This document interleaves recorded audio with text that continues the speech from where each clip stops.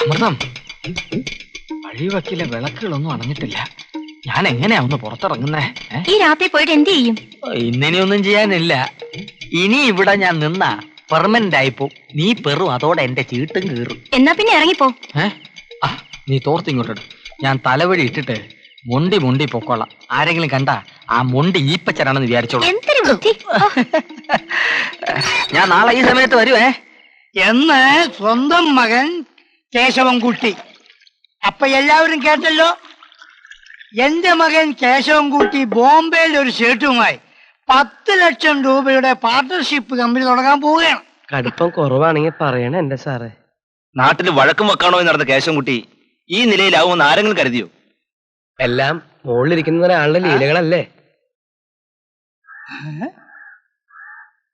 ഗുളിയൻ ഉച്ചയിൽ നിൽക്കുന്ന സമയത്ത്, കള്ളക്കർക്കിട മാസം അർദ്ധരാത്രി 12 മണിക്ക് മഴ കോരിച്ചൊരിയുന്ന സമയത്താണ് എന്റെ പാറുക്കുട്ടി എന്നെ പെറ്റത്. അയ്യേ, എന്തേ?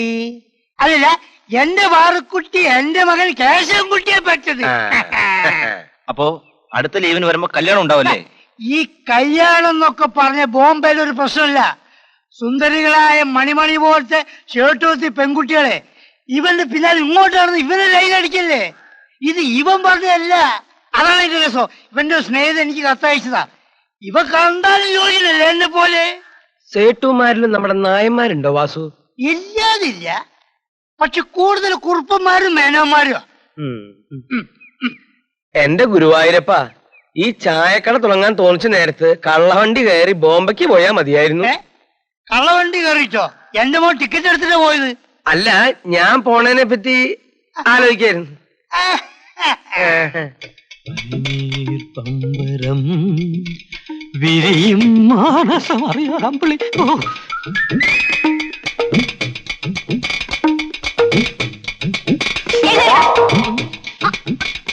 ഈ പൊന്നമ്മ ആരാന്നാ നീ വിചാരിച്ചേ? പൊന്നമ്മ, വിട്.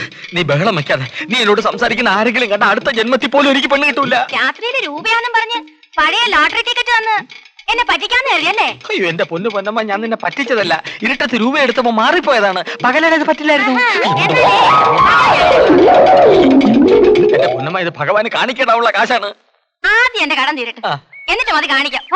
കാണിക്കാം പൊന്നമ്മ, കാണിക്കാം. അയ്യോ, നാളെ നീ നേരത്തെ വരൂ. ഞാൻ ഈ സമയത്ത് തന്നെ വരാം. അമ്മണിക്കുട്ടി, ആനന്ദക്കുറുപ്പ് വീട്ടിലോട്ടോ? അനന്തേട്ടൻ എന്റെ വീട്ടിലല്ല താമസിക്കുന്നത്. അവൻ നിന്റെ പുറകെ കിടന്ന് ഭയങ്കര ശല്യമാണെന്ന് കേട്ടല്ലോ.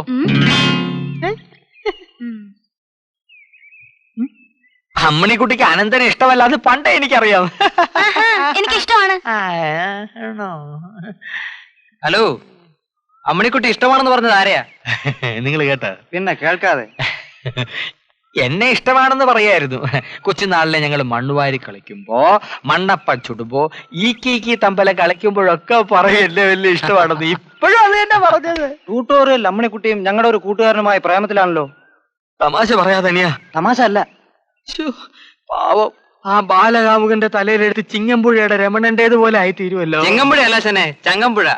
അതെ, അങ്ങനെ ആയി തീരും.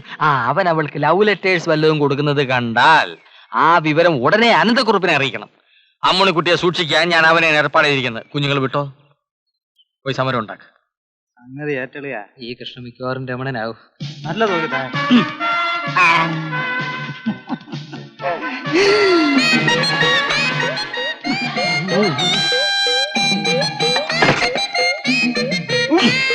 അയ്യോ,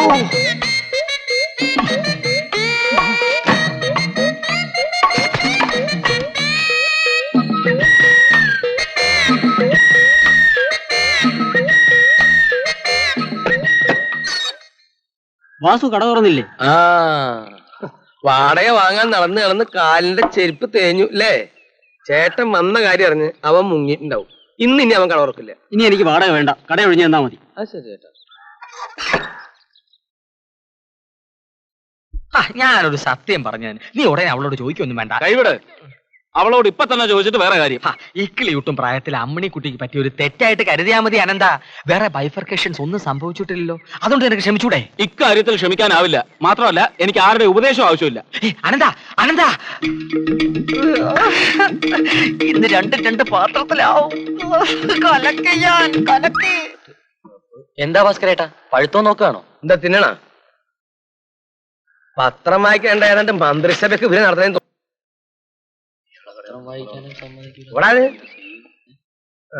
ആ അനന്താ, തേങ്ങയിടലൊക്കെ കഴിഞ്ഞില്ലേ? ഒരു 50 തേങ്ങ എനിക്ക് ഇട്ടേക്കണം.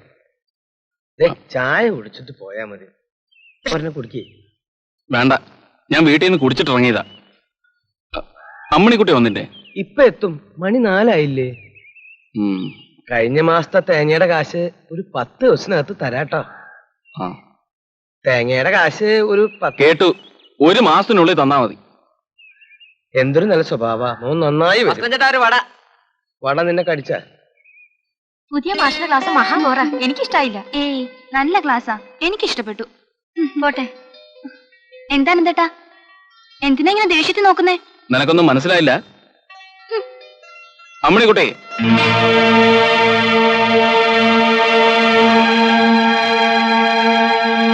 പഠിക്കാൻ വേണ്ടി തന്നെയാണോ നീ ക്ലാസ്സിൽ പോകുന്നത്? നിനക്കാരുമായോ നീ ആരെങ്കിലും പ്രേമിക്കുന്നുണ്ടോ? ഉണ്ട്. എന്താ?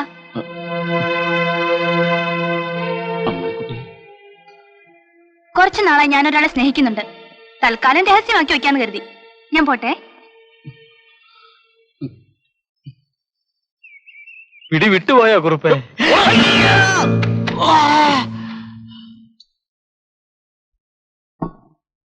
അനന്ത,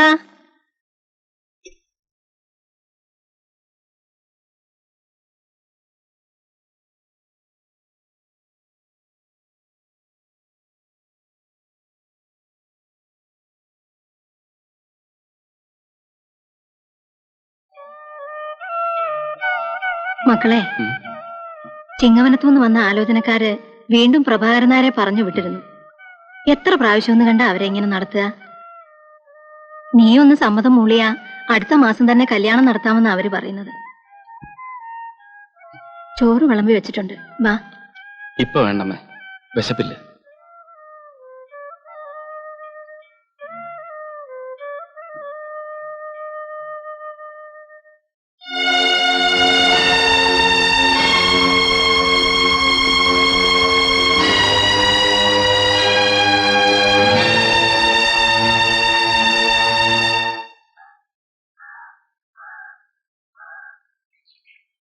നിങ്ങൾ ആരെങ്കിലും നെടുമങ്ങാട് ഖാദർ എന്ന ഫയൽമാനെ പറ്റി കേട്ടിട്ടുണ്ടോ?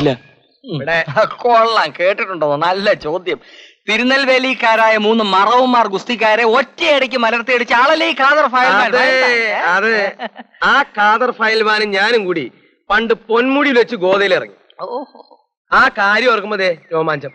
ഒന്നും വ്യക്തമായിട്ട് കാണുന്നില്ല. രോമം ഇല്ലാത്തോണ്ടായിരിക്കും അല്ലേ? വേണ്ട, ഞാൻ ഗോതയിലേക്ക് ചെല്ലുന്നു.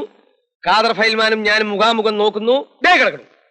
പിന്നെ 3-ാം ദിവസമാണ് ചേട്ടന് ഓർമ്മ വീണത്. ഇളയത് ഗുസ്തി. കൃഷ്ണ എന്നിട്ട് ചായ കുടിച്ചു കഴിഞ്ഞില്ലേ? അല്ല, കുറച്ചും കൂടെ ബാക്കി. ഇനി പിന്നെ കുടിക്കാം. മോൻചെല്ല്. അല്ല, ചേട്ടന്റെ ഗുസ്തിയുടെ കാര്യം. ഇനി നീ ഇവിടെ നിന്നാൽ ഞാനും നീയും തമ്മിലായിരിക്കും ഗുസ്തി. ഓടാ. അല്ല ചേട്ടാ, കള്ളച്ചക്കൻ എന്താ ഇവിടെ? 1 2 3 4 പഴുത്ത പഴം 14 എണ്ണം, പഴുക്കാത്ത 15. അങ്ങനെ ഗുസ്തി അങ്ങോട്ട് തുടങ്ങേ.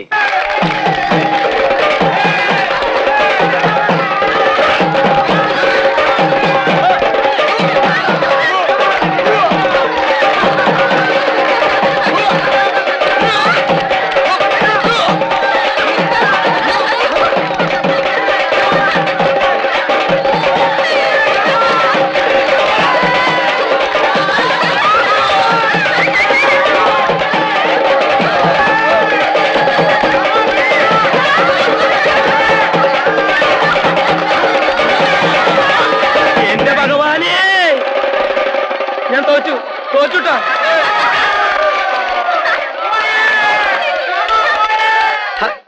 എന്റെ മുമ്പിൽ ആദ്യമായി അടിയറവ് പറയേണ്ടി വന്ന ഖാദർ പിന്നെ ജീവിതകാലം ഗുസ്തി പിടിച്ചിട്ടില്ല. പാവം ഖാദർ ഫയൽമാൻ. അയാൾക്ക് വല്ല ആവശ്യമുണ്ടോ ഭാസ്കരൻ ചേട്ടനോട് ഗുസ്തി പിടിക്കാൻ? അവസാനം എണ്ണത്തോണി കിടന്ന് ശ്വാസം മുട്ടി ചത്ത് കാണൂല്ലേ? അത് തന്നെയാണ് സംഭവിച്ചത്. നായർ പറഞ്ഞു ശരിയാ. പക്ഷേ ഗുസ്തി ഇവിടെയല്ല, പേർഷ്യയിൽ. ഈ 2 കൈക്കും ഉറയിട്ടിട്ട് ഇങ്ങനെ ബലൂൺ മഴ ഉണ്ടാവും. അതിട്ട് മുഖത്ത് ഡിഷും ഡിഷും ഡിഷും ഡിഷും ഡിഷും ഡിഷും എങ്ങനെ 2 കൈമ ഉറയിട്ടിട്ട് ടിഷിൻ ടിഷിൻ തങ്ങണുണ്ട താൻ കണ്ടിട്ടുണ്ടോന്ന് പറയടോ പറയടോ പറയേ ആലോചിക്കാനുള്ള സമയം എന്താ